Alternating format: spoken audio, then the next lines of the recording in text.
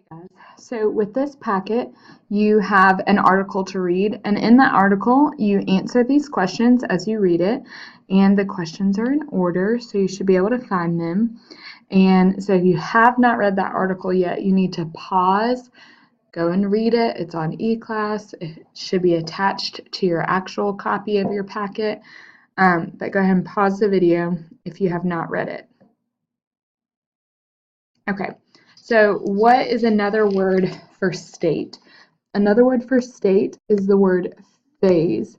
So you might see the word state of matter or phase of matter used interchangeably. They mean the same thing.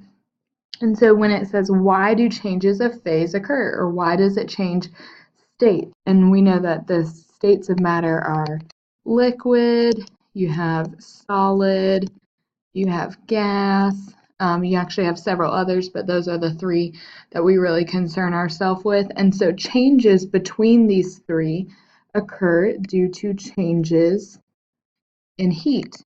And so the question becomes, well, what is heat? Heat is just one form of energy. Another form might be light.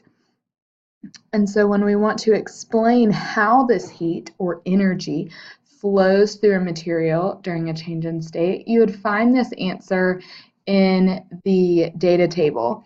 And so it changes by flowing into a material and flowing out of the material. It can do both things. So how is energy used during a phase change? So we also want to talk about how is energy used during a phase change. And so there are two ways that energy is used. One of those ways is specifically during a phase change, and that is to change the bonds between molecules.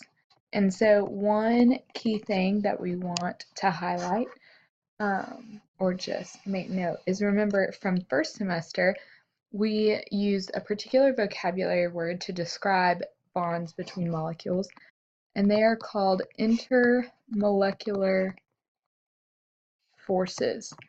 And so if we were to look at a water molecule, which is oxygen connected to two hydrogens with two lone pairs, and let's say it's next to another water molecule. Okay. There are two types of bonds that are present. Just as a quick review, this bond right here, this solid line shows that two electrons are being shared between oxygen and hydrogen, and that is a covalent bond, and it's called an intramolecular force.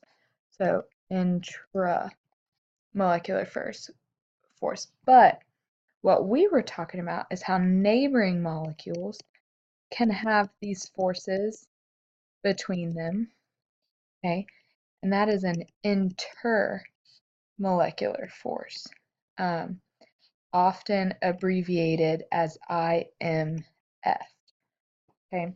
And so those intermolecular forces are not as strong as an intramolecular force, so that's why when energy is added, it's really only being able to break apart or form these bonds, so it could break them or form them, and that is how energy is used during a phase change. So let's keep going to the next one. What is average kinetic energy? Well, if you recall from your physical science class, kinetic energy refers to the energy of movement, and so average kinetic energy measures the speed of motion of the molecules or atoms. Okay, and so that average kinetic energy, the potential energy is the energy that is stored in between bonds, but the kinetic energy is of that motion. And so temperature measures the average kinetic energy. And so one thing that we can draw from this knowledge is that if I have a high temperature, okay, I have a high kinetic energy, which means I'm moving fast, which also means the opposite is true, that if I have a low temperature, I have a low amount of kinetic energy, and so I'm moving very slowly. And so if we move on to number 8, it says, what are 2 ways that energy is used by ice as it transforms to liquid water during melting? Well, here's the thing. As it transforms, there are kind of 2 parts in it. So first, the solid heats up, right? And when it heats up, okay, the energy is used. So energy is used to speed up the particles, okay, or used for that average kinetic energy that we're going to abbreviate as AKE. And then the second part is once it gets to a particular temperature, that melting point, what's going to happen is the phase change.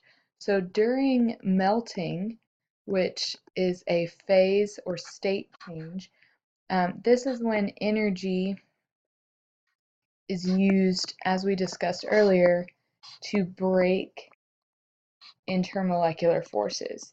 Now, specifically when we're heating up, you're going to be breaking those forces so that the molecules can spread apart, especially like in gases, there's no intermolecular forces. But when we are freezing, so the opposite of melting, you would be forming intermolecular forces. So heating is breaking those forces, cooling is when you are forming them. And so for number 9, how is it possible for H2O to have the same temperature when it is ice that melts into water? Well, we know that temperature is average kinetic energy. And so energy can only be used to do one of 2 things. Okay, so these 2 things that we talked about earlier, so the solid heating up and the melting, those can only happen one at a time. Yes, you heard me right. When it is melting, that water or that solid is not heating up because the energy has to break those intermolecular forces instead of speeding up the particles. And so you can have solid H2O, which we commonly call ice, and liquid water, okay, or liquid H2O, that have the same speed, okay? And if they have the same speed because it's right before and right after melting, okay, right as it's completed, then you have the same speed and they have not had a chance to heat up yet. You might also think about during the process of melting. Okay, so as I have a piece of ice that melts into liquid water, it is, maybe we're halfway there. So I have 50% water, 50% ice. Well, if I'm still breaking those bonds, that water and that ice still are moving at the same speed and they are not changing temperature. So that's kind of the first part, going through that. So check out the next video for the next set of notes.